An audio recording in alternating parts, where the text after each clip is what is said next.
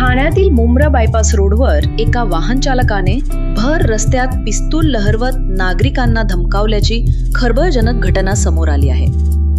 ही संपूर्ण घटना कॅमेऱ्यात कैद झाली असून व्हिडिओ सोशल मीडियावर प्रचंड व्हायरल झाला आहे।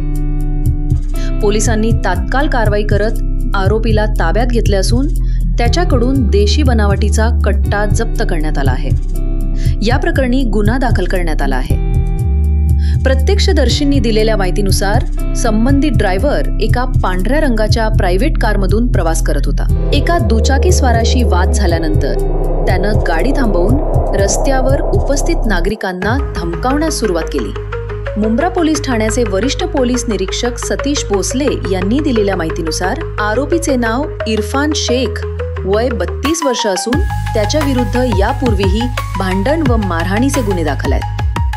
या प्रकरणात आरोपी विरुद्ध शस्त्र अधिनियम तसेच दहशत व धमकी दिल्याच्या कलमांखाली गुन्हा दाखल करण्यात आला असून अधिक तपास सुरू आहे। या घटनेमुळे परिसरात भीतीचे वातावरण निर्माण झाले असून स्थानिक नागरिकांनी प्रशासनाकडून कडक कारवाईची मागणी केली आहे।